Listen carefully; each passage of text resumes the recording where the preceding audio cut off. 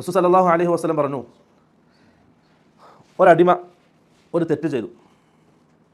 അങ്ങനെ തെറ്റ് ചെയ്താൽ നുകിതത് ഫീ ഖൽബിഹി നുക്തത്തുൻ സൗദാ, അവൻ്റെ ഹൃദയത്തിൽ ഒരു കറുത്ത പുള്ളി വീഴും. വളരെ ശ്രദ്ധിച്ച് കേൾക്കണോ, അവൻ്റെ ഹൃദയത്തിൽ ഒരു കറുത്ത പുള്ളി വീഴും. നമ്മളെ സംബന്ധിച്ചാണ് പറയുന്നു, മുസ്ലിങ്ങളായ മുഅ്മിനീങ്ങളായ നമ്മളെ സംബന്ധിച്ചാണ് അല്ലാഹു റസൂൽ പറയുന്നത്. കാഫിറുകളെ പറഞ്ഞ കാര്യമില്ല, അവർ ആദ്യം തൗഹീദിലേക്ക് വരണം, എന്നാലേ പിന്നെ പറഞ്ഞിട്ട് കാര്യമുള്ളൂ. അവൻ്റെ ഹൃദയത്തിൽ ഒരു കറുത്ത പുള്ളി വീഴും.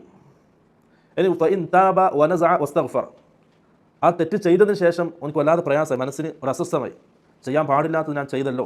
സ്വാഭാവികമായിട്ടും ഒരു മുഅ്മിനിൻ്റെ മനസ്സിന് വേദന ഉണ്ടാവും.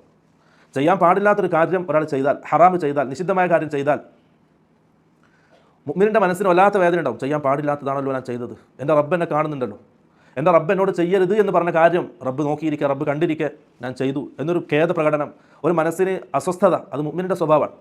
അങ്ങനെ അസ്വസ്ഥമായിട്ട് അവൻ തൗബ ചെയ്ത് ഇസ്തിഗ്ഫാർ ചെയ്ത് ആ പാപത്തിൽ നിന്നും പൂർണ്ണമായിട്ട് മുക്തമായാൽ സുഖില ഖൽബുഹു, അവൻ്റെ ആ ഹൃദയത്തിലുള്ള കറുത്ത പുള്ളി ശുദ്ധിയാക്കപ്പെടും. റസൂൽ പറയാണ് സല്ലല്ലാഹു അലൈഹി വസല്ലം, അവൻ തൗബ ചെയ്തില്ല, മറിച്ച് വഇൻ സീദ, ആ തെറ്റ് വീണ്ടും വീണ്ടും അവൻ്റെ ജീവിതത്തിൽ ആവർത്തിക്കപ്പെട്ടു. എത്രത്തോളം എന്ന് വെച്ചാൽ ഹത്താ യഅലു ഖൽബഹു, ആ തെറ്റ്, ആ കറുത്ത പുള്ളി അവൻ്റെ ഹൃദയത്തെ മൂടി.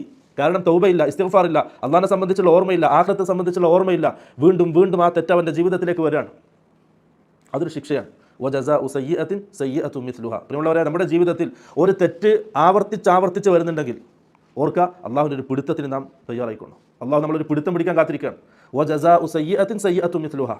അള്ളാഹു അടിമകളെ പരീക്ഷിക്കുന്നത് ഒരു തെറ്റിൻ്റെ ശിക്ഷ എന്താണ്, അതേപോലെ തെറ്റ് വീണ്ടും വീണ്ടും അവൻ്റെ ജീവിതത്തിൽ ആവർത്തിക്കലാണ്.